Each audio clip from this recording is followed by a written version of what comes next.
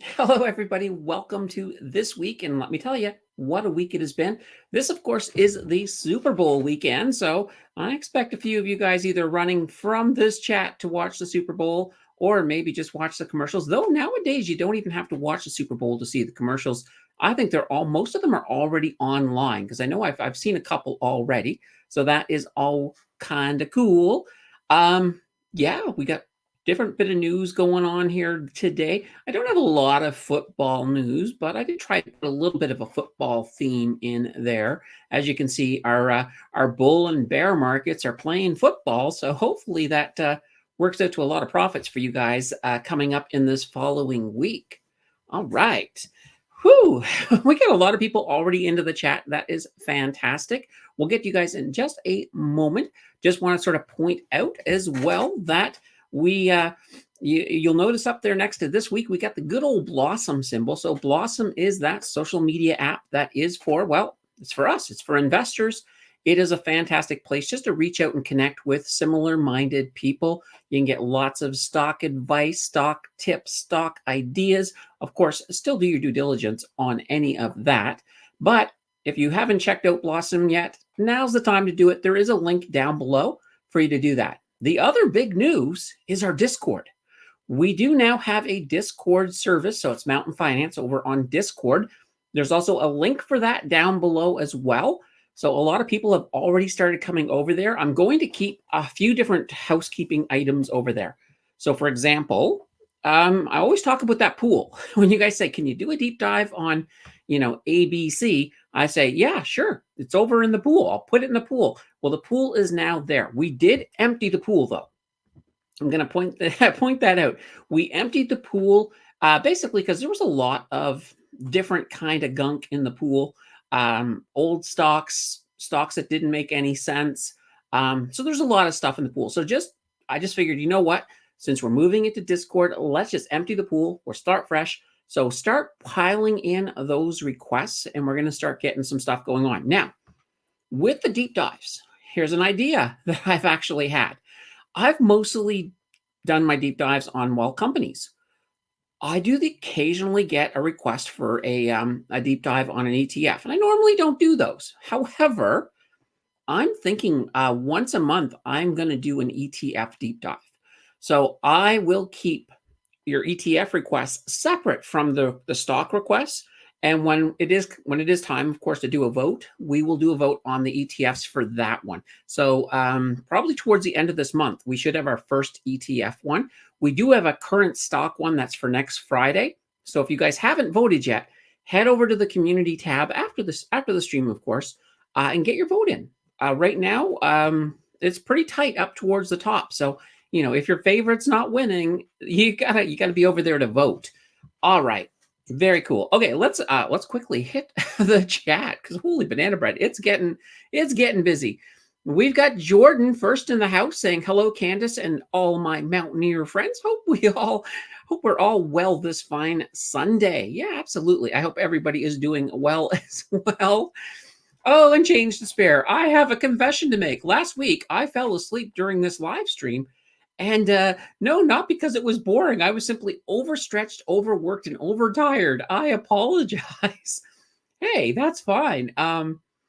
If you do find you fall asleep during my live streams, you're more than welcome to play your live streams at night just before you go to bed in case you need to get to sleep. But I'll try to keep it as animated as possible so that it's a little bit harder to fall asleep. Let's see. I only mentioned that because when I woke, I discovered I won a membership and felt guilty. Oh, yeah, there were some good memberships flowing around last week, so that's kind of funny. Prairie is in the house with good afternoon, Candace, and the banana bread brigade. I don't know why I wanted to call it banana bed. It's all changed to Spare's fault. It's totally changed to Spare's fault, but that's cool. Prairie says, happens to the best of us. I hope this past week went better. Awesome. All right. Lisa's in the house saying hello, everyone. All right. Now, this is this new thing going forward. Anytime there's a super chat, a super thanks, or super stickers, I'm going to just throw that money straight into the 0 to 100K challenge. So if you want to be one of those folks to say, hey, I helped with that TFSA. This is your opportunity. It's a great way to support the channel and a great way to have some fun as well. Once we get busier, and we're almost starting, we are starting to get busy, by the way, but once we get busier, a super chat will be the number one way to get your question answered. Right now, I can still keep up with everyone, but it is getting busier. I have noticed that it's getting busier. So eventually, we'll have to use those super chats to make sure that your question gets answered, or I'll still try to answer as many as possible, of course. Okay, so got some popcorn there. And all right, Abalash says natural gas prices dropped quite a bit following Biden's blocking of LNG, so liquefied natural gas. Do you think it could be reversed? Yes, it will definitely be reversed. Not by Biden, though. I have a feeling that we're going to have to wait until another election. Right now, Biden is kind of just taking, and I'm not even sure why he wants to be so very anti-LNG. Liquid natural gas is, well, it is more green than straight up oil. So it doesn't make sense to really be blocking. And keep in mind as well, there's still a lot that have already been approved that are going to be built. So these are the exporting facilities. It's not like the transport of LNG. It's just those exporting facilities. And we do have one in Canada that is on the West Coast, and it is getting, I don't know exactly how long, but I know it's getting closer to actually being completed. All right. PJB is in the house with a hello. Stream number 2. Oh, wow. Watching 2 ads. That's not a bad thing. That's not a bad thing. When you guys watch the ads, I actually, I mean, I don't get paid a lot. I don't want to make it sound like there's a ton going on, but I get paid a tiny bit. Jay is in the house with a hello, and we got Terry in there with hello, folks. Not can dance. Yeah, exactly.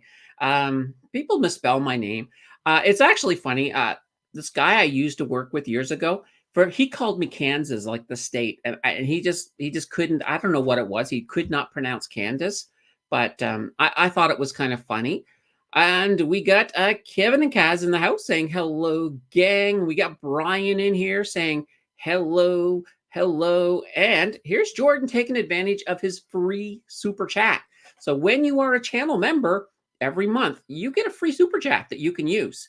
It doesn't contribute to the 0 to 100K, but it gets my attention. So feel free to use that. If you're a channel member, you just have to go to the little dollar sign down there, and once a month at the bottom, under like it'll, under all the supers and stuff, it'll tell you there's your free super chat. So you do get to use that, utilize it. It calls my attention, and when we do get busier, so when we do get busy and we got like 1 billion people in chat, those to me same priority as a regular super chat. So definitely feel free to use it. Feel free to spice up the chat with all of that fun stuff. All right. King of Day says, hello, everyone. Happy Super Bowl. Yes, absolutely. That's why I called it Super Bowling. We actually do have a story about bowling tonight. So, this afternoon. So that is kind of funny. Bleak is in the house with a quick hello, everybody. Hi, Bleak. It is good to see you. And we got ourselves a super sticker. We got a super sticker from Kevin and Kaz here, $5.49. That's going straight into the 0 to 100K challenge. So thank you very, very much, Kez and Kaz. All right. Ian's in the house. I'm writing this to see if there's a star beside my name. Well, I can click on the star. There we go. I don't know if it shows up for you. What happens is when I star something here, it basically puts it on another tab. Now that is within, as far as I know, that's just within StreamYard. So I don't know if it actually shows up for you guys, but well, we'll find out. Ian says, I guess my membership has expired. Yes. Yeah, because when I gift a membership, it basically gifts it to you for a month. Once that month is up, it does expire. Then you've got 2 options. Well, you got 3 options. One, just live along the way you have been. 2, you can always just buy a super chat. No, you could buy a membership, and then it doesn't expire if it's a recurring membership. Or of course, you can always wait to win another one. There is always that possibility. So speaking of the channel memberships, I do want to point out this Thursday night is the channel membership exclusive live stream. So those of you in the channel membership, I did send out a poll, not a poll, but a suggestion thing in the community tab. Give me your ideas. Let me know what you want me to cover on that, and we will do that. I'll put up a poll as soon as I've got a few suggestions. We'll get a poll up to get you guys voting on it right away. This is going to be a very busy week for a couple of reasons. One is that we hit 3,000. So I have to make that bonus video. That's going to be that parody news video. So I'm going to try to get that scripted in my spare time through this week, get it filmed, hopefully over the weekend, next weekend, and have it out early the following week. But that's going to be a lot of fun. I'm taking my time to get it right because I want it to be, like I said, it's either going to be very, very funny or it's going to be an absolute train wreck. Either way, it'll be entertaining to watch. So we'll have to see. And I'll let you guys decide on if it's funny or if it's a train wreck. It'll be fun. All right. Ian says, I'm going to try to buy a membership. Last time I tried, I couldn't. That's weird. That's weird. Yeah, I mean, there's a couple ways. You can go through the $ underneath the thing, or there's also, I think, a join button right on the YouTube underneath every video. So that's kind of a cool thing. PJ says AI is hot right now, but they need data centers like EQIX, so Equinix Inc. And I think there was actually a suggestion for that. It is in the pool. And let's see. Kizencast says, yay, grats on 3,000. And speaking, just because PJ had brought up about the AI, here's this neat thing. Tuesday's video is going to be on tech ETFs. Looking for some really high return with half decent dividend tech ETFs. We got some. So that's coming up on Tuesday. I'm actually really excited for that. I scripted it today. I'll be filming it tomorrow morning and editing it tomorrow. And of course, channel members will be able to see it tomorrow afternoon after I'm finished getting it done. Brian says, hey, Kansas, remember the battle for 1,000? I do. It was kind of a funny thing. Like the battle for 1,000, just to sort of put this into perspective. It's like I was heading along, doing okay, and it looked like I'd get to 1,000 someday. But then I dropped this one video. It was the first canoe video, really, that I dropped, and that one exploded. So that video propelled me. I went from about 400 subs, almost up to 700 in like a really fast time. In fact, that's the biggest sub explosion I think I've ever had on the channel. But yeah, once that happened, and all of a sudden it's like, whoa, I get my community tab and I'm heading to 1,000. That was kind of cool. And then we got to the 1,000 and it was kind of cool. Got monetized very quickly. 1,000 to 2,000 took less time. 2,000 to 3,000 took less time. So the trip to 4,000 should take less time. Of course, the next really big milestone is going to be that 5,000. Now, I did at 4,000. I did say I would do an open to close deep dive, an open to close live, and I totally will. I think that's going to be fun. I almost kind of wanted to swap it out for this one, but I had already promised I would do the parody, so we're going to do that this time around. Holy banana bread. Vic, you're always driving. Have you ever thought about becoming an Uber driver? Because you definitely seem to like driving. Be safe while you're driving, Vic. Of course, pull over if you want to type a message. All of that fun stuff. Okay, let's get to our first story just to get things underway. All right, we're going to pull it up. It's called Unemployment Falls. And here's the beautiful thing. When I was making the image for this, I was absolutely thrilled that somehow the AI was able to spell unemployment when I was trying to describe what I wanted for this image. So it did really well. That really, really, really impressed me. But Friday, we did have jobs data drop. So the January's jobs data dropped on Friday. And the big news in that is that unemployment fell to 5.7%. It was actually at 5.8% in December. So it only fell by a point. So 0.1%. This was, of course, the first decline that we've actually seen since, well, December of 2022. So that's kind of interesting. So we also added jobs, which is kind of interesting. In January, we added 37,000 net new jobs, and this is way up compared to the previous months where we've been pretty much closer to flat. Like we've been adding, part-time jobs, losing full-time jobs, but the net jobs have been pretty flat for a little while. But so we did get new jobs. Now, the downside to all of this is that it does lower the pressure for the Bank of Canada to look at doing rate cuts. So it almost guarantees you're not going to see a rate cut until probably June at the earliest, because there's no pressure now. The economy is looking good. And when we had that GDP data that we talked about last week as well, things are looking pretty strong. Now, the other thing too that we had is wages rose by 5.3% in January. And that is once again much higher than the Bank of Canada wants to see. They would like to see us at bare minimum under 4%. So that does need to come down. Now, if we have high wages, but we also have high productivity, that's a different story. But so far, we have not had that. So that's kind of that jobs data. The jobs data shows the economy a little bit stronger. It means it shows that we can weather the higher rates for a bit longer. I still think we're going to see rate cuts, though, probably beginning in June. I'm still hoping for 3 of them by the end of the year. But if we keep getting numbers like this, that could fall down to 2. I hope it doesn't, but we'll have to sort of see. And here's Vic saying, "Yep, driving again." All right, actually, I already covered that one. PJ says, Menad's delivery might be a good retirement job. They supply the vehicle, but I calculate the take home on minimum wage and already in the 28.2% tax bracket. Maybe tips would help. Absolutely. Goldman wants to know, what do you think about Tesla at these levels? Tesla's going to be interesting.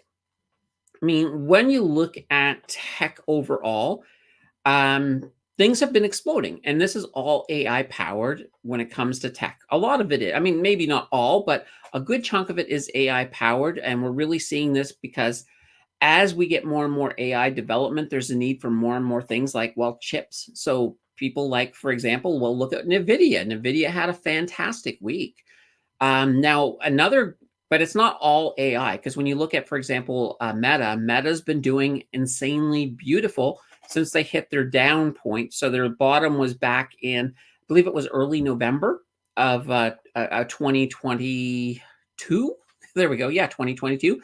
So Tesla is going to be interesting. I never count Tesla down, and as long as Tesla is down, I have no problems with stacking Tesla, because they will turn things around. They always do. They always come back.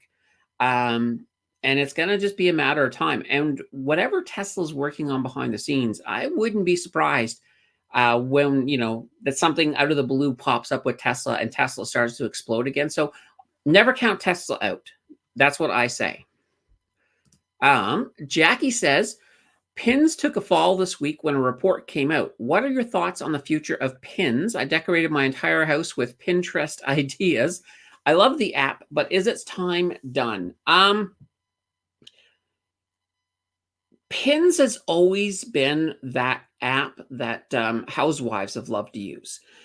It's absolutely great for getting decorating ideas. It's great for recipes. I don't think it ever fully caught on, but keep in mind, that's more than 50% of the population that probably insanely loved Pinterest. And I think Pinterest was really, really, really good. Are they over? I think they've peaked. I don't think they're going to make it, not unless they change things up.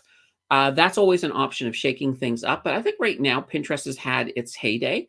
And I think as well, as we start seeing some of the things that's going to be happening in the AI field, I think AI is going to start biting into things like Pinterest quite a bit.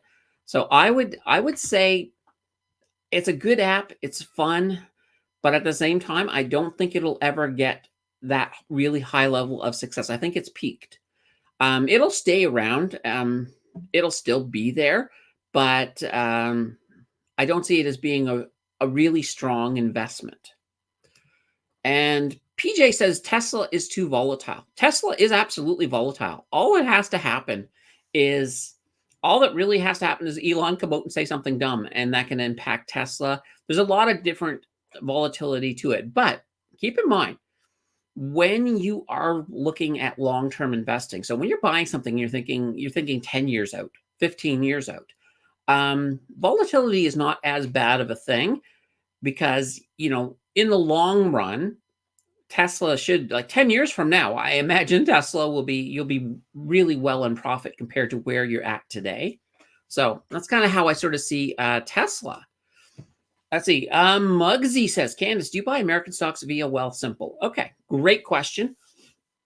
So I've moved most of my stuff over to National Bank.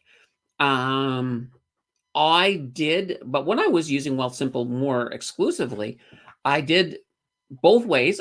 First of all, I tried paying the extra $10 a month to have the US account. And I bought US stocks in there. So Microsoft, Google, Apple, Cross Timber Royalty, one of those, my favorite little dividend stocks that I liked. So yeah, I bought them. And then and it's actually interesting, I started doing some of the math on it, and it turned out that I wasn't like trading things. Like I was buying and holding. So if you're buying and holding, it doesn't even make sense to pay that $10 to get the US account. So it actually just made sense. I just paid the conversion fee at that point and kept it into my Canadian. So it was still in my Canadian TFSA, for example, but it would sit there. And that, to me, that was fine. Now, one of the reasons that I did move to National Bank is that it doesn't cost me anything to have an American account. And that to me is fantastic. It's a really good way to hold American stocks and not have to pay it. Now, with Wealthsimple too, if you have $100,000 or more, they will give you that American account for free. So that's a thing. And I'll probably, I wouldn't want to say I want to move anything back to Wealthsimple, but I might move my RRSP back there because right now I do have that on National Bank. King a Day says, it seems groceries go up during inflation and rate hikes, but never comes down during rate cuts. Is this right, or am I missing something? No, it is absolutely correct. Here's the thing. When we get rate cuts, prices aren't coming down. It just means that prices are going to be going up because inflation will be down. If inflation is down, it means prices are still moving up, but they're not moving up as fast. And prices always move up. It's just that we want them at a smaller rate to be moving up. We want basically around 2%. So at 2% per year, if that's how much things are moving up in price, that's normal. That's what the economy is built for. Now what you're talking about with prices coming down, that's the opposite of inflation. It's called deflation. And when you have deflation, a deflationary period is bad for the economy. And the reason it's bad is, let's say, for example, you want to buy a TV, and that TV is $1,000. But if we've got deflation happening, you could go and buy that TV tomorrow at $1,000, but maybe next week that TV is not going to be $1,000. Maybe it's going to be $999. And then you might be like, oh, well, why will I pay $999 next week when the following week it'll be $998? So that's what happens. So with a deflationary economy, people aren't motivated. I don't know what I was about to say, but people are just not motivated to purchase. People will hold their money, and that really stymies the whole thing. It hurts your GDP. It hurts everybody if that happens. So that's one of the reasons that we always have inflation. Usually around 2% is healthy because, everything should be moving up at the same amount. But it encourages people to, if for example, that $1,000 TV in a couple of months is probably going to be a 1,005, you're probably going to buy it at 1,000. It makes sense. So that's kind of what happens with, the whole inflation deflation thing. Let's see. PJ says, Muggs, I buy USD stocks on Wealthsimple and paid the conversion fee in my RRSP. But in the future, to withdraw from RRSP is the USD funds will use EQ Bank. I love this. Or use National Bank with my 1 year Wealthsimple is up. So this is something, I think it was one of the Brandons was in the chat. It wasn't Brandon Beavis, but it was another Brandon. I was in one of the live streams, I think, on the market close. And he was mentioning as well that that's how he does it. He just goes into EQ Bank, converts his Canadian money to American money within EQ Bank. And then when he moves it into Wealthsimple, or, he can then do it as an American transfer in, so that he doesn't have to pay a conversion fee, which, it's just fantastic. And that way there, the only fee you're going to pay is, well, it's not even a fee. You're just going to have the normal conversion fee from Canada to US, and that would be it within, of course, EQ Bank. So I think that's a really good point. Goldman says, it's a great point, actually. Tesla always has a way of coming back, and I'm adding to my position as it is very close to my average cost. I have held Meta and Microsoft and plan to hold long-term. Perfect. All right. Mary's in the house. Hello, Mary. Good to see you. Definitely good to see you. Muggsy saying, good to know. Thank you. PJ says, Wealthsimple doesn't have all stocks or investment types. Yes, there are definitely some stocks that Wealthsimple doesn't have, and it has to do with some of the clearinghouses they go through. So when you go to, for example, National Bank Direct Brokerage, you have access to a lot more. So that is 100% true. Change to spare. Is there more risk using CDRs compared to holding stock directly? No, not really. The only big thing is when you're holding a CDR, so you're not technically holding that stock at all. You're basically buying a depository receipt from, I think CIBC does a lot of these. So you're buying it from them. They hold they actually hold, like, let's say it's Tesla. They would hold Tesla. You're buying the CDR of Tesla. So you'd still get the same, with Tesla, there's no dividends, but if it's a dividend company, you get the dividends back and everything. The big disadvantage to a CDR is that if you're looking to make faster trades, so for example, if you're swing trading, or if you're day trading, you don't have as much volume on the CDR. So, you can't be guaranteed that it will sell immediately when you go to sell it. But for the most part, and I'm saying this from when I have swung CDRs before. For the most part, though, it's not that bad, but it is a possibility when you're looking at something with a low volume. And Muggsy says, great question. Yeah, absolutely. All right. PJ says, deflation is Osborne effect. Osborne Computer announced their next model computer, and people stopped buying the current model. Yeah, exactly. Now, there are things that look like deflation that aren't deflation. So, for example, when a new technology comes out, it's always very, very expensive at first. And generally, once it gets into a mass production, as it gets more popular, those prices start to come down. So, for example, look at personal computers. Personal computers, it was, not a lot of people could afford them when they first came out. And as we move further and further down the line, they get cheaper and cheaper and easier. And now most people, you can go in and buy, you can buy a personal computer for like under $500. It's pretty simple. Now, it's not going to have all the power and it's not going to have all of the bells and whistles, but it is, it is something that you can do. All right. PJ says, BMO has a terrible US conversion fee, like 3.5%. Yikes. That is crazy. So yeah, you probably don't want to be converting in a bank. And I think the reason that Brandon was using EQ is I think they're just charging the exchange rate in EQ Bank to do that, to do the trade across. Whereas everywhere else, like even with National Bank, and when I moved from Canada to US funds, I do have a conversion fee that I'm paying. It's similar. I think it's around 1.8% or something similar to what Wealthsimple charges. So that's just something to keep in mind. So that's one of those things, you don't want to be doing it back and forth all the time. The way I look at it is move money into your US account and just leave it there. There's no need to ever move it back out. If you're taking profits, yeah, it's just sitting there in USD and you can use that to buy other US stocks. So, unless you absolutely need the money, then you got to deal with conversion and everything else. So, okay. That was story one. We've got story two. Oh, Bell. Bell has had a little bit of a shakeup. So it's actually really interesting. So when their earnings report came out, they actually did beat their expectations. They were expected to have an EPS of 0.73, and they came in with 0.76. So normally when you exceed expectations, everything good happens, but no, not in this case. Bell basically came out and said, all right, first of all, we're going to lay off 9% of our workforce. So that's about 4,800 jobs. So that's gone. They're also looking to sell a whole bunch of their regional radio stations. So we're looking at roughly, 45 of they own 103. So 45 of those are being sold. Those are going to be gone. Now, Bell also owns the Source, that store. They're going to be selling 107 of the Source stores. So here's where this all boils down to. So this restructuring that Bell is doing, it's actually supposed to save them between 150 million to 200 million in 2024 just alone.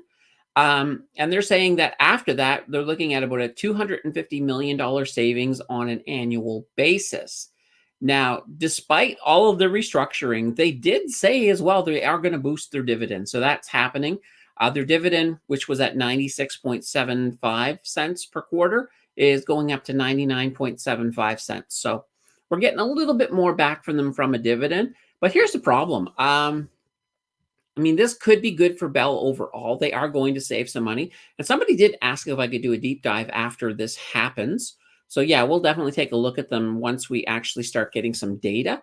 Right now, obviously, if I did a deep dive on Bell today, it would be on before, because it would be this earning report and it would have none of this in it. So that's not going to really reflect. But in about 3 months, we will definitely have some interesting Bell data, I think. So I'm looking forward to seeing what that's going to look like. I'm still not keen on the communication sector overall. I think it's going to be one of the slower ones to recover when we start moving into a bull market. It'll still go up, but I think there's a lot better opportunities out there. And one of them, like Rogers, is one that I just can't do Rogers. They have way too much debt, considering all of that debt that was required to buy Shaw. If Rogers had known what was going to happen with these rates, I don't think they would have bought Shaw. I think they would have held off on that. But they've now got that in crazy amount of debt, and that's going to take them a bit to get out of that. They will eventually, but they're going to be very slow when it comes to the recovery. Telecoms as a nature right now, all of our big telecoms have way too much debt. So, we have to, I'm not comfortable investing in them just yet. Now, if you do invest in them, just keep in mind, you're not going to see, you'll not see any profits for a while. Or if you do, they're just going to be trickles of profit. But yeah, so I'm not crazy on that sector. Whoops. All right. Justin says, where should I hold my USD dividend stocks, in my TFSA or personal account? Okay, so USD dividend stocks, the very best place to hold them, of course, is your RRSP. And the reason for that is that the tax treaty between Canada and the United States does not recognize the TFSA as a registered account. It only recognizes the RRSP, and because of that, what happens is if you put it into your TFSA, you will lose withholding tax. So 15% of your dividend will be gone when you get your dividend paid out. And there's no way to get that back. Now, if you held a US in your personal account, you still get hit with that 15% withholding tax, but there is a credit that you can apply for at tax time to get most of that back, if not all of it. So, definitely worst place is your TFSA, best place RRSP, or your personal account in that case. All right. Ian says, anybody here file income tax with Wealthsimple before? Yes, I have. Actually, Ian, there is a walkthrough on what I did a walkthrough a couple of years ago. So it is still there. But what is nice is that when you're doing, if you're doing all of your investing with Wealthsimple, when you do their taxes, it pulls all of the information in, everything, especially if you're doing a lot of trading. It will pull in every single trade as well. So that way there you can get that all sorted out. It can save you a lot of time for sure. PJ says, BCE figures Justin Trudeau will not be the next PM and possibly Pierre Poilievre will be the next PM. And Pierre said he is cutting the media subsidies to media, news, radio, print. Yes. So there is that. Another thing too that I heard as well with that whole BCE thing is that some of the moves they're making is basically aimed to send a big signal to the CRTC because there's apparently they're changing the guard in there a little bit. And they're kind of sort of saying that right now they feel the CRTC is sticking their noses too much in their business, and they're kind of trying to tell them to back off a little bit with some of this. But that their part is pure speculation. So you have to take that as you can. Les is in the house saying telecoms have too much debt. Yeah, absolutely, way too much debt. Abalash says, do you think Bell will fall down further? It seemed to fall compared to TELUS for past few days. Not sure why. Anytime something negative happens, so with this whole shakeup, with them announcing these things that they're doing, first thing is it will make people panic. So that's one of the reasons that you'll see a little bit of a depression. And really, you shouldn't have. If they hadn't mentioned all of this, their share prices should have went up a little bit because their earnings were not that bad. But yeah, I still think right now, Bell, TELUS, it's going to take them a while to recover. And Justin says, how do you feel about AT&T and their 6.59% yield? AT&T, I don't have a huge opinion about them, only because, like I said, it's a sector I'm not keen on. Last time I looked at AT&T was probably about 2 years ago. So I think to give you a good opinion on it, I would really need to do a bit more digging into AT&T. PJ says, TELUS said the job reductions cost $400 million. Oh, yeah, that's, I think right now, to me, it doesn't matter what's going on with any of these telecoms. I think they're just bad. I think they're just bad choices at this point in time. So it's not something I want to really touch on. Like I'm not so much that I don't want to talk about them. It's not something I want to put into my portfolio yet. Excuse me. I will eventually. It looks like it's time for my first drink of coffee. Hey, Starbucks, this is your call to give me a call so that we can get a deal going.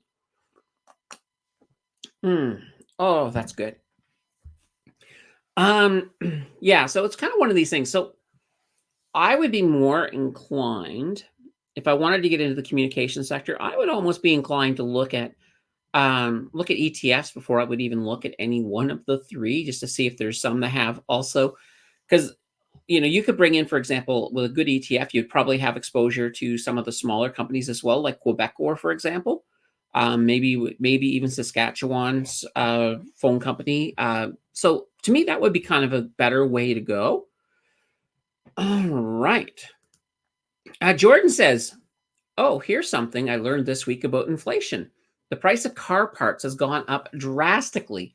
What was $1,400 5 months ago is now just over $2,000. Yes, absolutely. Now, one thing I will point out, though, is that with car parts and used cars, it's not entirely inflation. Part of it is supply chain still.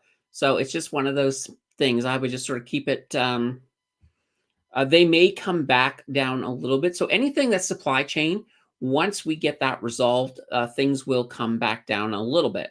Now, keeping in mind, I know we talked, I think on the live stream or on the market close, we talked about HMM.A.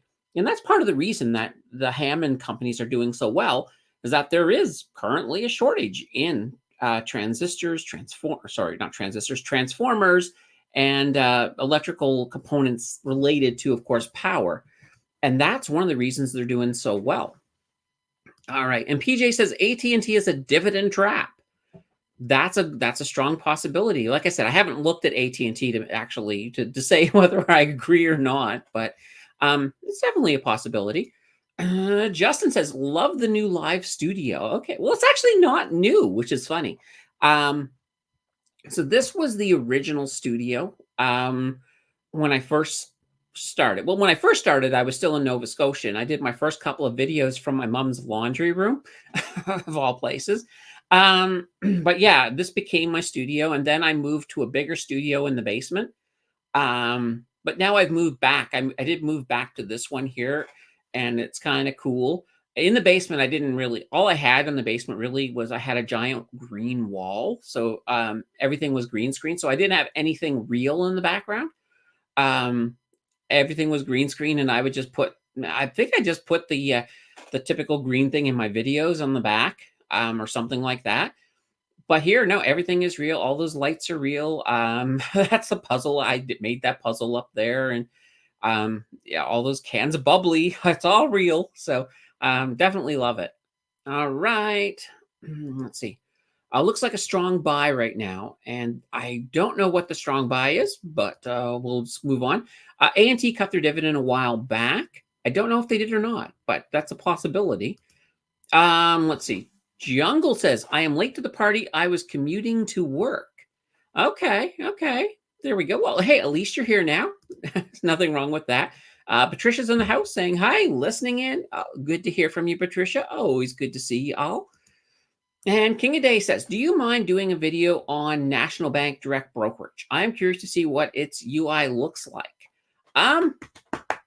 Yeah, I can probably do that. I don't know where I'm going to fit it in, but yeah, I could definitely do that.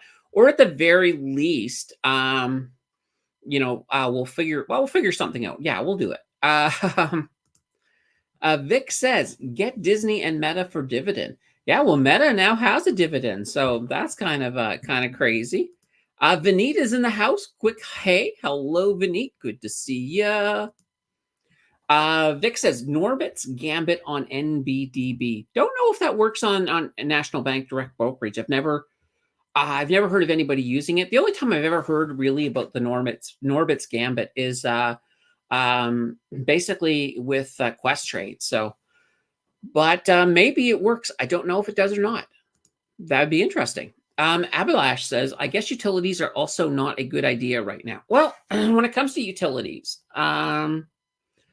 yeah, I mean, right now they're still struggling a little bit, but here's the thing. I do expect, I mean, oil can't stay down forever, especially if, and I think a lot's going to come down to this election. If the Republicans get back in, so whether it be, Trump or somebody else, I don't know what's happening with that. I think Trump is still going to run, but if the Republicans get back in, I think that will be good for oil. And that will, of course, trickle over to utilities as well.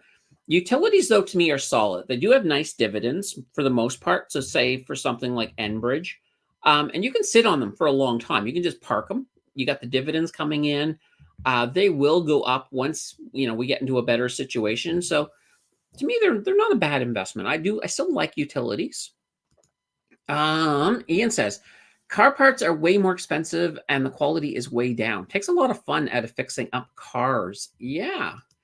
Okay, Justin's been around for a while. Yeah, there we go. Vic says, Ian the constant gardener. Every time, Vic, every time you say that gardener thing, it reminds me of that story. That is hilarious. All right. PJ says, dividend stocks rocks. Mike H usually says, do not touch AT&T or Verizon, but he still says TELUS is good. Okay, well, that's fair enough. I mean, I think overall, TELUS to me is a good company. Overall, but with the debt situation they have right now, with there still being a whole bunch of uncertainties within the telecommunication sector, it's going to take you a longer time to really make your money, and there's a lot more better opportunities out there right now. Vic says, will the S&P 500 hit 6,000 tomorrow? No, it will not. I'm pretty confident on that. I don't think it's going to hit 6,000 tomorrow, but it'll get there eventually. Patricia says, I'm still investing in Fortis, Canadian Utilities, and Enbridge. Yeah. And Fortis, I love Fortis. It's one of those stocks. I don't care what happens to it. I look at it as more of a long-term thing. And Fortis, of course, both Fortis and Canadian Utilities, those are the two dividend kings that we have in Canada, the only two. Candace, you have a dirty mind. It has its moments. CNR and CP still crushing it. Yeah, they're doing really well. I think right now in the 0 to 100K challenge, CNR is I think it's either my third or fourth. Like it's up about 14%. So yeah, they've been doing really, really, really well. K Buff or K Pro? I don't know either of these, Vic, so I don't know.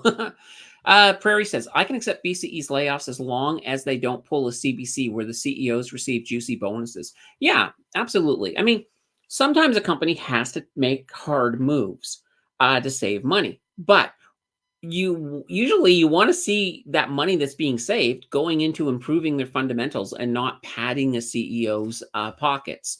So, when I see them, actually, bringing down, for example, their debt, then I'm like, okay, this is good. Like, this is why, like, the last deep dive I did on Enbridge, I was happy. I was actually happy because I could see improvements in the fundamentals since the previous time. And that to me means they're at least moving in the right direction. And to me, I love to see that.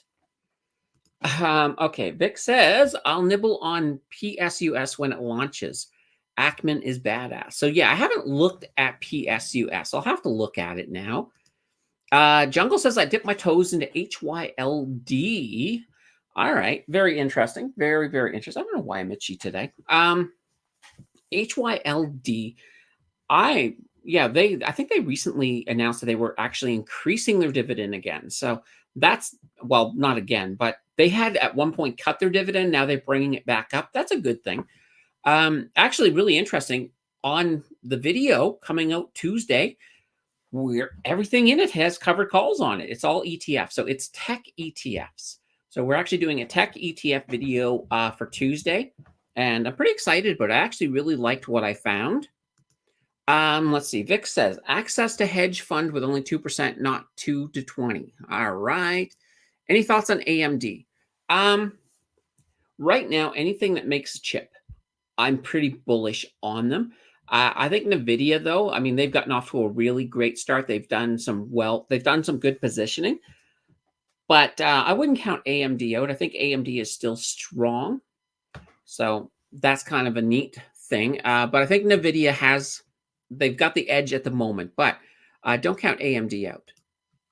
Let's see. With TELUS, the technology went from copper to fiber, and fiber has less troubles compared to copper. Yeah. No, I mean, going to fiber is definitely a good idea, because when you start to look at the technology of something, for example, like an ADSL. So ADSL used to be the main way of getting internet through the phone. Well, before, of course, regular phone modems. We're not going to go all the way back to dial-up modems. But the way an ADSL worked is that basically it used your regular phone line, but it was limited to the bandwidths that the voice part of the line wasn't using. And then there was also this distance problem. So if you there's this thing called a central office with ADSL. Central office is basically where all the signals kind of generate. It's basically a box, like it might be in your neighborhood or it might be a few neighborhoods over. But the further away you are from the central office, the more degraded your signal would get, which basically meant that you would be slower. You wouldn't have a nice fast connection. Fiber removes all of that. That was a great thing for TELUS. TELUS, that was huge. And cable is kind of a different story because cable is designed to carry a lot of data. So, I don't worry so much about the cable internet opposed to, and even then the cable internet, I think they can actually pull off speeds a lot faster than what they even have now. But here's the thing. If you have a technology, so let's say the coaxial cable, you don't want to give everybody all the speed that those cables are capable of delivering right away, right? You give a certain amount of speed, and then every so often, when things like ADSL get faster, you just ramp your speed up a little bit. You keep on doing that. I still think there's more room to go on that. So definitely interesting. Like I don't even worry anymore about speed. I remember back in the early days of the internet, like I remember back, and this is going a long ways back. This is like 90s. I remember with dial-up. My brother actually wanted to download, when the X-Files movies came out, he wanted to download a trailer. And I remember it taking him an entire weekend to download a trailer. It was hilarious. Now you can download a full movie,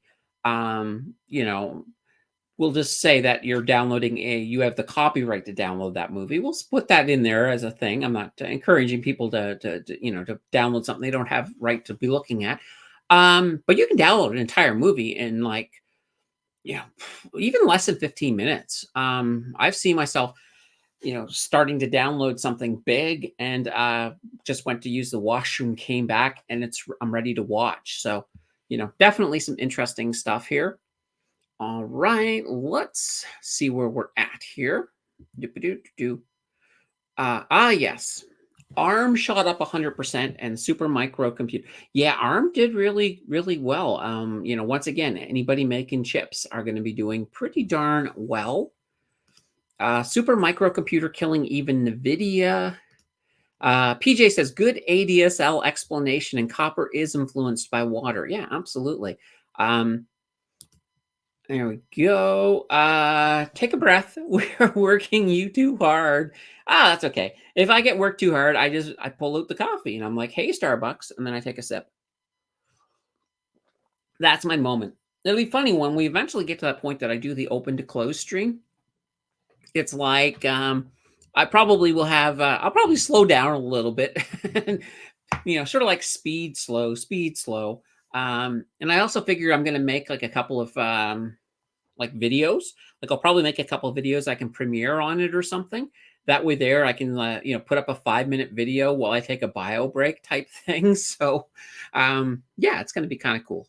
But it will all be original content. So I wouldn't put up like a 5-minute commercial or something. It'd be a 5-minute video, something I made or designed. So, or I could, a funny thing is, and I thought about this, but I would never do this to you guys. I could make it where I'm just continually talking and it looks like it's still part of the live stream, but it's just a video that's playing of me just talking. It would be funny if I did it and I like wore a different shirt in it or something. All of a sudden my shirt just changes color. But yeah, no, I'll make something. I'll let you guys know because, that's kind of cool. PJ says 56K dial-up. My first dial-up modem was 300 baud or 0.3K. Yeah. I mean, and here's the funny thing. When I used to work for a company called Uniserve, and they're basically an internet provider. They're a reseller of like TELUS and a few other internet providers. And they're on the West Coast. So when I used to work with them, they used to have a lot of customers on dial-up because there were just people who were out in very, very, very, very rural parts of like BC and that, and they just didn't have any availability for ADSL or cable, for example. So we used to have to troubleshoot a lot of dial-up modems. We're not talking that long ago. So just to sort of keep that in mind. Goldman, compare 5-year chart of CNR or CP against a 5-year chart of NVIDIA or Microsoft. Yeah, that's a good thing to take a look at. Like, here's the thing. I think profit-wise right now, CNR and CP are going to be just reliable. They're very reliable stocks. They have good total returns. But with this explosion in tech, and I think a lot of people are like, when's this bubble going to burst? And I'm like, we haven't even begun yet. I think like long-term right now, NVIDIA and Microsoft, you're probably going to make a lot more money than you will with CNR or CP. But CNR and CP are going to be a lot safe. You're not going to have, you're not going to have anything drop on the other side with them. They're going to stay consistent. NVIDIA or Microsoft, I mean, you'll have a big explosion in tech. And eventually you will get to a point where you're going to have a bit of a peak and you're going to come back down a little bit. That's just sort of the way of the world. But I think on the way up, there's probably a lot more money to be made on the tech side. All right. Big Ship is in the house saying URC, goodbye now. Let me see here. I'd have to take a look. Here. I will say this now. I think, and just give me a second. I'm going to take a look at something here for you really quickly. So, URC, of course, is our uranium royalty. I still think. I mean, I'm still very bullish on uranium overall. I know that they haven't had the best week, but when you look at them for the year, they've still been doing good. And now they're coming back down a little bit. I know they were peaked up around $4.90 at one point. Now they're down to around just over $4. I still feel good on them long term. I think long term uranium is still going to do good. There's still going to be a big push towards nuclear power, especially over in Europe and well Ontario as well. There's always a push for nuclear power here, so um, I'm still bullish on them. I do have a fair number of of the URC in a couple of accounts. So yeah, I'm good with them. I'm still good with URC. Jackie says, Candace, you are a cornucopia of information. We are lucky to have you as our banana bread boss. Thanks for sharing your knowledge with us. Absolutely. Just wait till I start going off on tangents.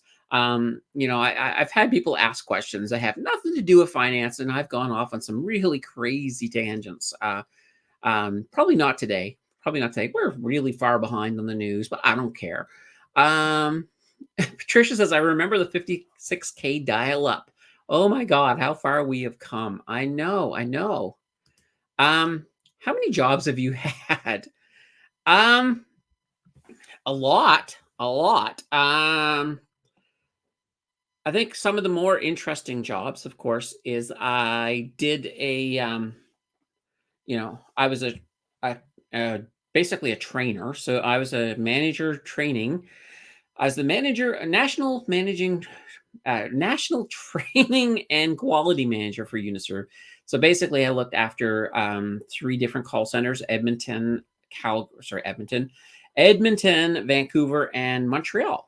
So that was a fun job, basically. And the fun job about that is a lot of times I would have new stuff drop down. So, for example, if let's say TELUS, for example, went and changed at one point, they went and changed their interface for their ADSL portal, which is the one that the technicians would use to go in to submit orders, whether it be a line check or whether it be something going on with the system.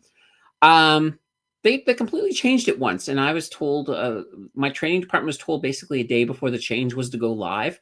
So I'm so used to having that situation where I have to learn something really fast and then create training. So with that one there, it got dropped on my lap.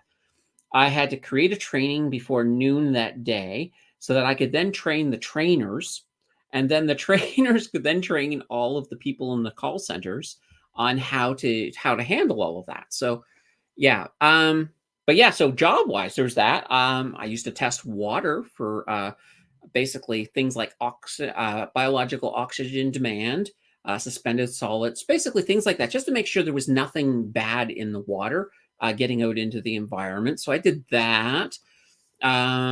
I've managed an art gallery at one point, and I've done just so many different things. It's just absolutely kind of cool. And yeah, and of course now, now I technically, I guess I'm a communicator. That's, I guess, what you would call this. Go on Jeopardy. Yeah, yeah, that's one of the things I should do. The thing about Jeopardy, though, is it's kind of hit and miss, right? If you don't get categories that you know anything about, like knowing my luck, I would get on Jeopardy and it would be all horrible categories.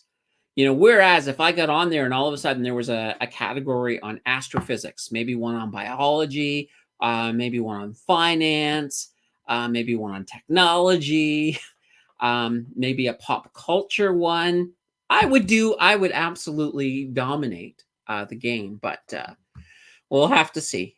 Let's see. Terry says, yeah, I'd love to watch that. There we go. There we go. PJ says, I notice people on Blossom and YouTube complaining about Wealthsimple managed accounts, even with 80/20 do terribly. One person since 2018, they were only up 13% total and not per year. I don't know how well the robo advisors do on Wealthsimple. I guess for me, I am more, well, the problem is, I think too, is that Wealthsimple's robo advisors tend to take things a lot more conservatively. So they'll put a lot more into fixed income than what most people will do. And that's going to limit how much growth you can get to a certain extent. So if you're using it, you pretty much have to go into their robo advisor and let them know how aggressive you want to be. And you pretty much have to turn it up. So if you're thinking, well, I'm conservative, you probably don't want to go conservative. You probably want to go more middle of the road, because that's kind of more conservative, at least in my opinion. let's see here. It could be a contender. It's all about the button. Yeah, that would be the thing. I would get so excited. I would be hitting the button too soon and get myself locked out. Congrats on hitting 3,000 subs. Well, thank you. Tell us synopsis to some other thing. Oh, yes, and the like button. Don't forget to hit the good old like button, everybody. That is always a big, big, good thing. It basically lets the algorithm know that you guys like it, and it helps in many, many, many ways. Let's see. Oh, Griffin Milks. Yes, I know who that person is. I don't watch them, and there's a reason I don't watch them, but it's political, so I'm going to leave it alone. All I will say is that yeah, there's just a reason. I will not badmouth another Canadian YouTuber for any reason. So I don't watch him. Terry says, yeah, the good old like button. And maybe it was a YouTuber I saw yesterday. Okay, well, you can always go back to your history, and that will let you know exactly what you were watching the day before. All right, let's get to our next news story. And this is a Vic story, right? So the S&P 500, of course, did top 5,000 this week. It is a fresh record, and they're heading towards their fifth straight week of gains. Well, they did finish. They ended with a fifth straight week of gains. So you got to like that. Now, technically, and people ask me this a lot. They say, are we in a bull market? Well, technically, the S&P 500 is in a bull market, technically. Because basically, the definition on a technical level of a bull market is that you're 20% above the trough. And we are. We definitely are. The problem here is that the index, it's only recently finished just recouping what we lost in the bear market. And today, I mean, we're not actually sitting that much higher above where we were when we entered the bull market. So back in January of 2022. But here's the thing. Once we get past a few of these small little threats on the horizon, once we are all happy about inflation and we start getting the rate cuts and we move into the bull market, then we'll basically be able to say that, yeah, we have a full-on bull market coming on. But technically, a lot of things like the NASDAQ is technically in a bull market. And I kind of feel like tech is in its own little bull market right now. Just something to sort of keep in mind. All right, and we got, let's see here. Country Auto Garage says, switch BMO for Amazon. I'm struggling to find reasons to keep BMO after a year and a half of idling when I know what interest rate cut bounce back for banks will be less than growth for Amazon in the next 2 years.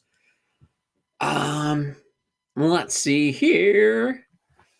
Yeah, switch BMO for Amazon. Okay, so basically sell your BMO shares and go up with Amazon. I mean, I think Amazon is still a safe bet. I think tech is a safe bet. Yeah, it's kind of one of them interesting things. It's like I have had people say that they're thinking about sort of moving out of banks and just moving into whether it be a bank ETF or something like that. I mean, that's always an option to at least give you some exposure to the financial industry. And the nice thing about a bank ETF is you're getting exposure to things like EQ Bank as well and some of the financial non-bank companies. So that can certainly be interesting. But I do like Amazon. And there's nothing wrong. Like when you're looking at your portfolio, you don't have to be in every sector. You can even look at a sector, and if you're just not feeling good on that sector, and you're like really, really bullish on another sector, you can always sort of wean yourself out of one sector, move into another sector. The only thing I will just say is there's that whole saying. There's that saying that investing is like a bar of soap. The more you handle it, the less you have. So you always want to be kind of careful with that. And Vic says, so Vic knows what I was talking about before because loyal to the Beavis family. Yeah, so that had something to do with that. Anybody who goes digging around, you'll probably find out what the whole thing was about. I'm not taking anybody's sides, but I'm just sitting back. I'm just sitting back and doing my thing because I like to live drama free as much as I can. PJ says the top 7 companies are most of the S&P 500 gain. How are the 493 companies doing? Well, that's a good thing. Like we're looking at when you look at the Magnificent Seven, but keep in mind, a lot of that there's a lot of tech in that Magnificent Seven. It's pretty much all tech, other than you can argue whether or not Tesla is tech, but there is a lot of gains coming out of that. I mean, a lot of what's happened to the Nasdaq last year, that was all powered by tech. And it wasn't powered by every company. And that's kind of one of those things that you do want to keep in mind is when you do have something like tech exploding, that is powering, well, the NASDAQ for one. And you can tell because obviously those tech companies, those 7 companies, the Magnificent Seven, have a higher influence on the NASDAQ than what they're going to have on the S&P 500. So you're going to see even a bigger bump from them. But yeah, no, that is true. That is absolutely true. And that's kind of, and we're going to get into this like on the video on Tuesday when we talk a little bit about tech. We're going to get into a little bit of that as well as a preamble before we get to some of those tech ETFs. PJ says, switching questions a while back, sold Avgo, and now it just keeps going up. It's a kind of an unofficial rule. When you go and sell something that just doesn't seem to be like anytime I've sold a dog, it's funny. Anytime I've sold a dog, it starts going up. It's one of them funny things, and you can't let that bother you. I mean, if you got out of it for a reason and then it starts going up, don't worry about that. Just worry about where you've moved that money to. So I don't worry about what happens to the things behind me because you can seriously stress yourself out by looking at things like how many times have you bought or sold something because you're like, oh God, it's at the top. I know it's going to go down at this point, and you sell it and then it goes up again. It keeps going. It happens. Never beat yourself up about that. Always just look at it this way. If you've taken profits, worry about where you're putting it. Don't really worry about that you may have missed on a bit more opportunity. Or in this case here, if you've taken a loss, hopefully, if it's in your TFSA, it's just a loss, but hopefully move it to something that has that potential to gain that back for you, and not really dwell on that, the stock went and turned around on you the second you sold. Okay. Vic says, whatever I buy goes down and whatever I sold will keep going up. Yep, it's me. I'm the problem. You know what? It's one of those things though, Vic. People always remember when things go wrong. And when things go right, unless they go incredibly right, you're less likely to remember it. So, maybe every so often you buy something and, it goes down and you're going to remember those and it's going to feel like it always happens, but it probably happens a little bit less than you think it does. I mean, unless you're keeping meticulous records and that absolutely happened, but chances are it probably isn't as bad as you think it is. At least I hope so. Mary says, bought HMM last week. Wait for the crash. Well, right now, like I said, their products are in high demand. I don't see them going down even now. And this is the thing that's sort of a testament to the strength of HMM. When we've had a couple of really big red days in the last week, a lot of stocks fell during those days, but H&M kind of went flat on the red days and then goes back to growing again on the green. So when you get a stock that's doing that, like even when the market's going down, it just goes flat. It shows that there's still a lot of runway left there. Taylor Swift. Yeah, good old Taylor Swift. PJ says, have you seen the videos of people wearing the Apple Vision Pro outside walking around? Looks silly with these people moving their hands around. Yes, I have seen them. It's funny. I watched one and the person went out and he ran into somebody else wearing it and then they just started hanging out together. They look funny now, but once they become more and more popular and people start doing it, it won't look funny at all. Like look at back when the people started wearing the wireless headphones, with their phone and stuff. People, at first it looked kind of odd because people would be talking and you'd think they were talking to you. And then you'd try to reply to them and realize, oh my God, they have that wireless thing. Oh yeah, but now everybody does. So it's kind of that thing. Vic says, let's see, the problem with ARM is that SoftBank owns 90% of shares, so retail has to squeeze into fraction and hence price skyrockets. Maybe. I haven't looked a lot into ARM. I just know that they do make chips. I know chips are in demand at this moment. But ARM would be a great company to do a deep dive on, just to sort of take a look and get behind the scenes. King of Day says, with LOI passing Tesla in the 7th place, is Tesla still part of the Magnificent Seven? I'd never bet against Tesla, by the way. Yeah, technically right now, Tesla is part of that Magnificent Seven. It's not even so much that I don't think they do it by market cap. I think they just sort of name them, but we'll have to see. Vic says Jungle is saying to Vic, sell XQQ fast. Right, to push it up. That'd be kind of funny. I've seen people walking around with AirPods and talking to thin air. Yeah, absolutely. Like if I was like crazy, and and I just talk to myself all the time, hopefully somebody would come along and say, "Here, Candace, here, wear these AirPods out there, and people will think that you're just talking to somebody on the phone." I don't know. Anyway, that's kind of it. Let's get to the next news story. Oh, okay. Let's pull this up. Here we go. There we go. Mexico has beaten China. And this is all about, it's all about goods. So for the first time in about 20 years, Mexico has sold more goods to the U.S. than China has. So that's pretty interesting. So Mexico has sent $475.6 billion worth of goods to the U.S. last year. It is a 5% increase from the previous year. So they're definitely moving in here. Now, part of this, though, is the amount it costs to actually ship goods from China. So since the pandemic, the supply chain mess and all of the issues with that, shipping a container from China has actually increased about 20 times. So they've become a lot less of a good market when it comes cost effective wise. So now Mexico is starting to look pretty darn good. Now, last year, just to give you an idea, so I said Mexico sent 475.6 billion.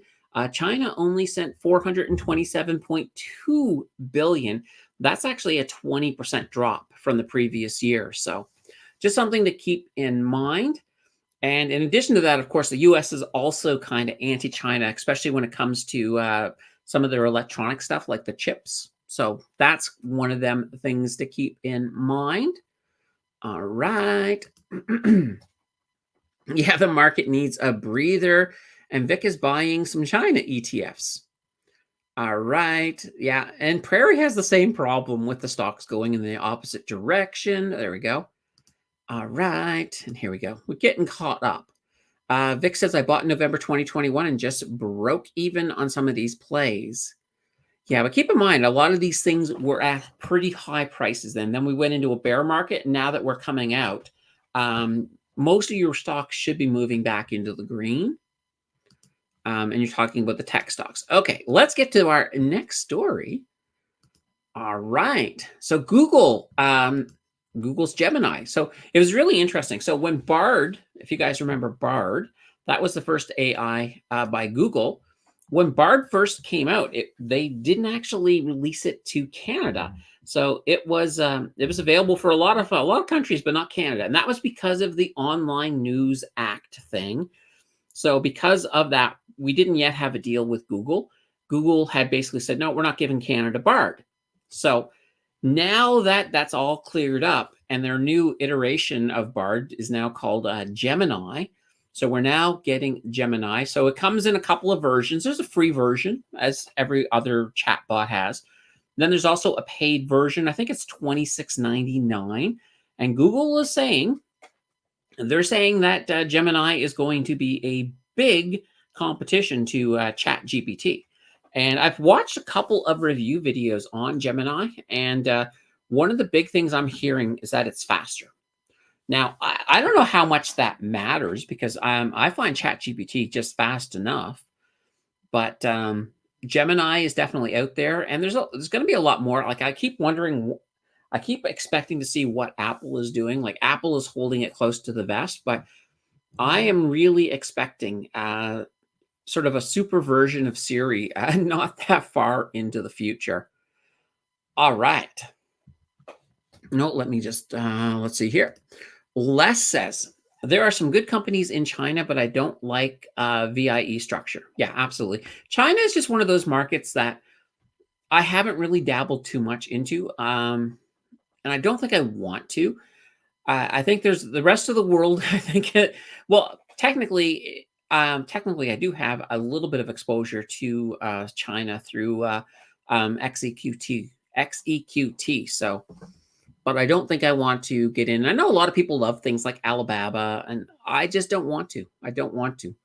Um, Vic says after Lunar Holiday, we may get an idea of what China is going to do: lay down or like the Phoenix rise up. Well, we'll have to see. Vic bought CJP and did well. Friggin is in the house. The new Samsung 24 phones are loaded with AI. Yes, I have heard that. I have heard they do. I've seen commercials on Prime. Now that Prime has commercials, there's a Samsung one. Yes, so Apple will follow suit. So I expect, like I said, I expect probably the next version of Apple. I would not be surprised if they have a big update to Siri, which you would hope for, because now I know there is an app that you can sort of have Siri use Chat GPT. I've never tried it personally, but I do know it exists. Now I have Chat GPT on my phone. So, and I can just talk to her, and it's that one where she can talk back and forth. And to me, that's pretty cool. But yeah, keep that in mind. All right. Our next story. This is the story that kind of the cover thing. So bowling. This is the only sports related topic we have on our Super Bowl edition. But bowling is it's making a comeback. So here's the interesting thing. So there's a UK group.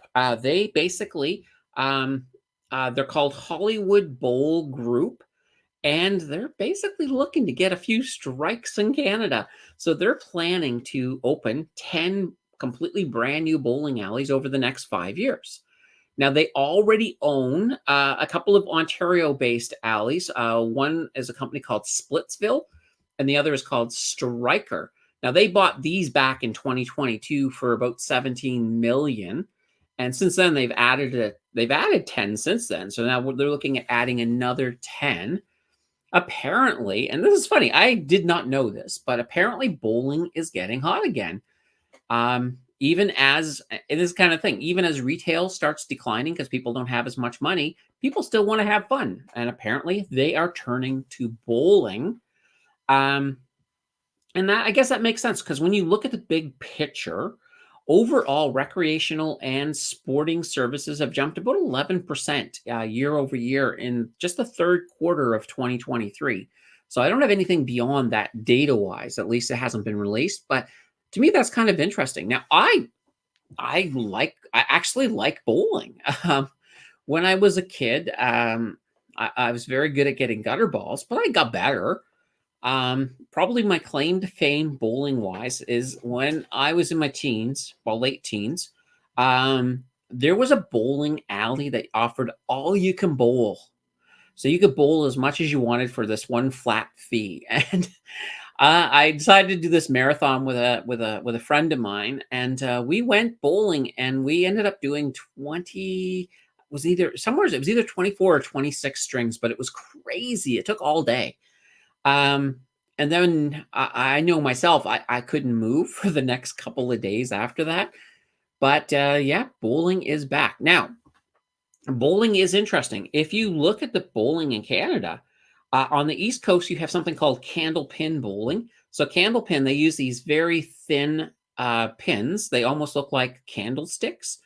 And then when you get to Ontario, you pretty much have 5-pin. So you got the normal kind of the 10-pin pins, but you only have 5 of them. And then, of course, if you start to get to the west, you do start to run into 10-pin, which is your traditional hole in the ball thing. Now, with this company here as well, I think they're putting in 10-pin in Ontario, so that's kind of cool. I did have the opportunity, like I've done 5-pin. I find 5-pin. I don't like 5-pin as much. All of my bowling was, of course, because being from the Maritimes, it was on candlepin. But I did have an opportunity to do 10-pin in Calgary. And that was one of the best games of my life. I had this one point where I had 4 or 5 strikes in a row, and if you were doing really well, they put it up on the big board. So that was kind of a fun thing. Anyway, yeah, bowling. Um, the friggin' Oracle, well, just friggin', he used to be the frigging Oracle. I have a feeling that some AI function will be free and others will become paid versions. Probably. Probably. I mean, the tech companies are going to want to get some of their money back. Let's see, less than 90 minutes to kick off. Holy cow. Well, all right. We will be off the air before 90 minutes so that those of you who want to watch kickoff are in good shape. See, bowling, beers, and karaoke. That's where the fun is. Oh, there you go. And Vic says no cigarettes at the bowling nowadays. Well, you don't need to worry about that, Vic, because you quit. So you're all good. And let's see, the football game really interferes with the gambling. Gets a bit much. All right. Oh, let's get to our next story. We'll get these stories out of the way, and then we'll just talk at that point. Ghosting the boss.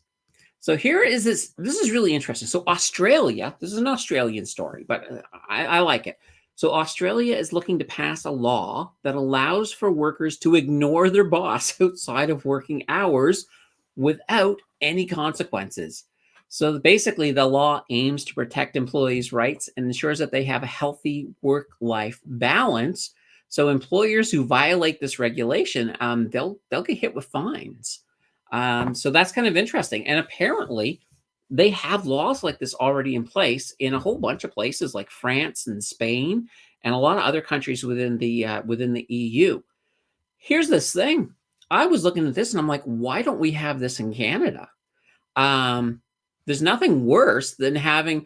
I know that I've had situations where I've had bosses call me and they're like, "Oh, you want to come into work?" And I'm like, "No," and then they will start guilt tripping you.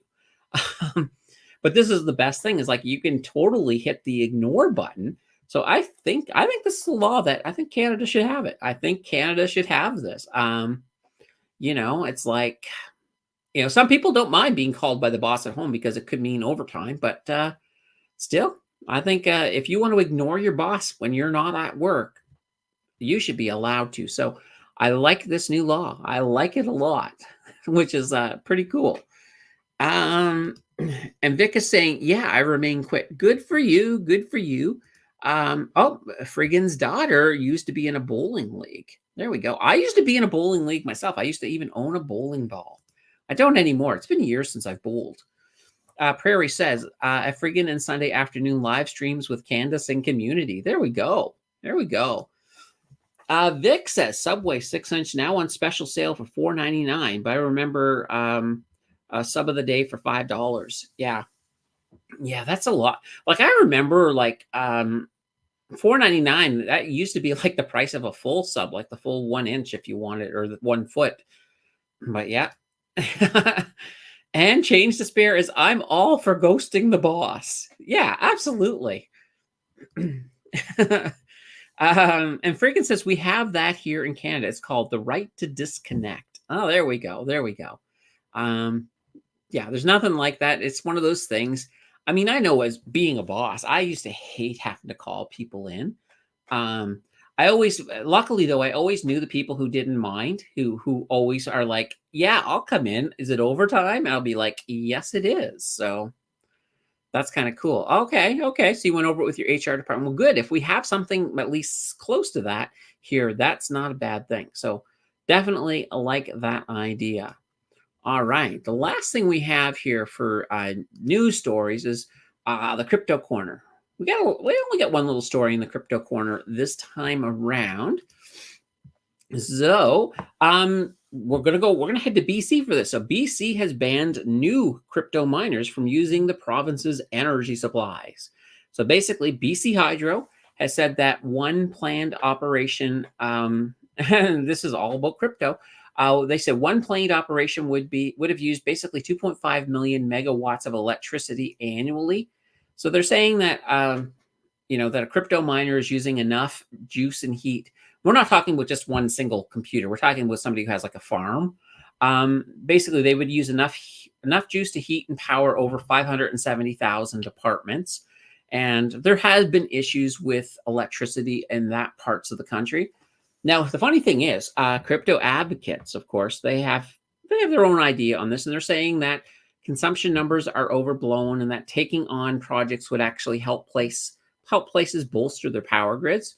So, obviously, any of the provinces that have cheap electricity, so places like Quebec, New Brunswick, things like that, um, they're going to more than happily welcome in a lot of these crypto miners.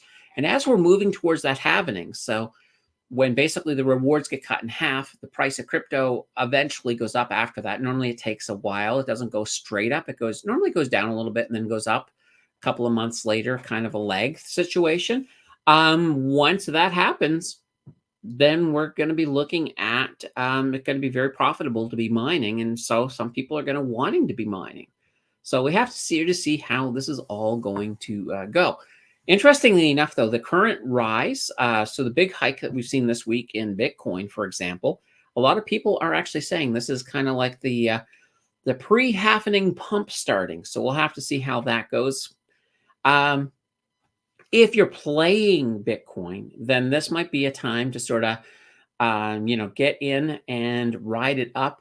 And then if the happening goes the way it has every other time, then you may be looking to sell around the hype of the news, let things go back down, and then buy back in.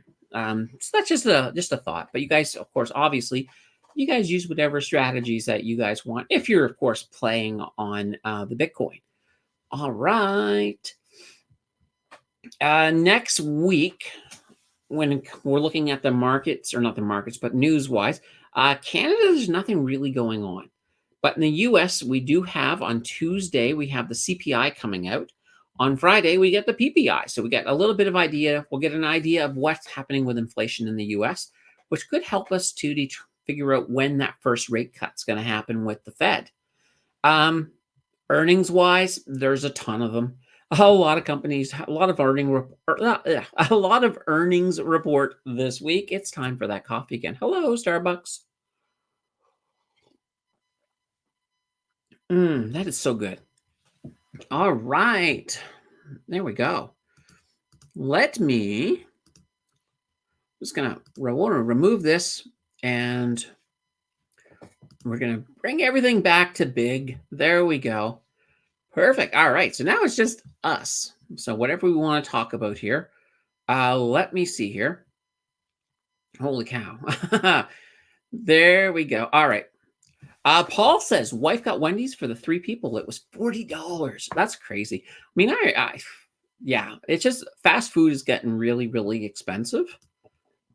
Vic says, just got a Safeway cake, like 6 inches, a slab, $19. Wow.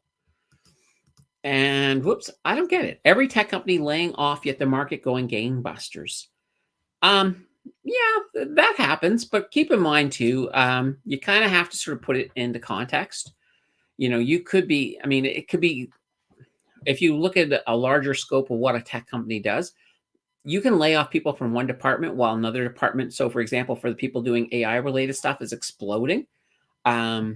Whereas let's say if you're looking at a big tech company like maybe Microsoft or something, I don't know. I don't think they've been laying anybody off, but maybe, for example, your personal computer section is not moving as fast. So there's all kinds of different ways to look at that, but layoffs everywhere. I actually haven't seen as many. Like, I think last year we've seen a lot more layoffs than what we've seen so far this year. But the problem is layoffs sometimes, keep in mind too, in the first part of the year, in January, you're going to see a little bit of layoffs because a lot of companies will hire more people in the fall. Once you're past the holidays, then some of these people start to sort of get pushed back out. So you have to sort of keep that in your back of your head as well. But now that we're starting to get into February and later in the year, then these layoffs are kind of more serious, but we'll have to sort of see what happens. Paul says 2 medium pizzas at Papa John's, and the tip was $48. First time in a long time. Didn't think it was that great. Yikes. Yeah. Vic says to use coupons. Yeah, probably a good idea. Vic Vin says, late to the party. Bit Farms is using natural gas to power their farming. Awesome. Wolf is using uranium somehow. Clean Spark claims they're doing some form of clean energy. Yeah, absolutely. And that's the thing. As we move more and more towards green, obviously crypto has to move more and more towards green as well. So, I think it's just the wave of the future. Like, obviously, myself, if I was a farmer, or if I wanted to, if I wanted a big farming complex, a big server farm or something, I'm going to put it where the electricity is the cheapest. I'm not going to put it where the electricity is really expensive. So, I'm going to, put it in Quebec or New Brunswick or, um, you know, just wherever I can get the cheapest electricity rate, because then that basically increases my bottom line. Uh, Pizza is becoming a luxury instead of a family staple. Well, there we go. Um, Vic says, I use companies. Yeah, you should use coupons. Coupons are definitely good. Friggin says, I'm awaiting for the happening. It will be interesting after it happens with miners. Yeah. I mean, I'm looking forward for it. I'm looking forward to it as well. So I think that's going to be pretty darn good. Les says, using a resource like electricity to power or to produce crypto is madness. And, there's a lot of people that believe that as well. But if you're looking at cheap renewable energy, then it's not that big of an issue. But when you're looking at stuff that is adding a lot of CO2 to the atmosphere, well, yeah, then you've got a whole bunch of issues there. And, it can appear to be a little bit on the mad side. Vic says Ethereum ETFs launch in USA in the spring. Well, we'll see. We'll see. I don't think it'll be quite as easy as a lot of people are expecting. And let's see, Vic, jobs being replaced in tech with AI, 800K is the layoff amount predicted. And that is going to happen too. There's going to be, as AI gets to that point, you are going to see a lot of jobs start. You're going to see jobs disappear completely. So it's going to be really interesting. Who needs ciders when AI can do the coding more efficiently? Yeah, who needs coders? There we go. Who needs coders when AI can do? I mean, that's the thing. Basically, what you technically really need, and a lot of these AI are getting really, really good. Basically, have AI create the code, and then have a coder who basically goes through and tidies it up, or finds little errors, and that's now. As it gets better and better, like by the time we have ChatGPT 5, you probably won't even need as much then to fix issues. So it's getting crazy in that sense. Ian says, if you want to save money at restaurants, flee the country. Big fancy meal here with drinks and a tip is about $50 here for 2 people. Holy banana breads. We all need to get to Colombia so that we can have a good meal. Change Despair says, I recently switched to a plant-based diet for health reasons. I thought it might be cheaper, but so far my grocery bill is up $200. Food pricing is crazy these days. Yeah, absolutely. Vic Fan says, how are you playing the semiconductor bull run? NVIDIA earnings upcoming. Supermicro been ripping 7,000% year to date. ARM ripped 50% this week. Yeah, absolutely. I mean, tech is getting a little bit on the crazy side. Now, here's the thing. I'm kind of strongly, instead of looking at individual companies with tech, I am leaning a bit towards ETFs. And that's one of the reasons that I have this video coming out with some ETFs on Tuesday. Also, I also have added for the next 0 to 100K, we've got 2 ETFs. Actually, they're the same ETF, but one is the just the straight up tech version. The other one is the covered call version of it, just because I thought it would be kind of fun just to run the 2 of them against each other. Now, going into a bull market, the regular tech version should win when it comes to total returns. But we got both of them in there. You guys will see that when the next update comes at the end of February. So that's going to be kind of cool. So coming up on the channel this coming week. So as I said, we got a tech ETF. So tech ETFs, total return high dividends. That is coming up on Tuesday. On Friday, we got a deep dive. Right now, it's too close to call, but it's going to be interesting actually. So if you haven't yet voted, head over, give it a good old vote on the community tab. That will be fantastic. We'll get that all going. We do have a channel membership live stream on Thursday night.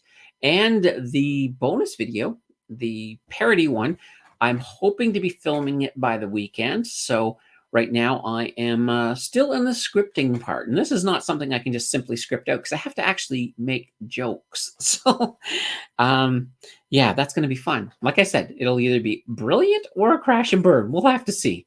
I've never thought I would be a good stand-up comic, but some people sometimes say I'm funny, and I'm saying that's just how I smell. But that's just we'll just leave it at that. So until then, guys, this has been another fantastic day. Go grab your snacks, get ready for the Super Bowl if that's what you're doing. Other than that, I'll be back here again. We'll have, of course, we got the market close coming up on Wednesday. I will see everybody then. I'll see you guys back here next week. Yeah, it's going to be fantastic. So thank you all for coming out on a Super Bowl Sunday. We'll see you next week. And just got to click on this up here. There we go. Take care.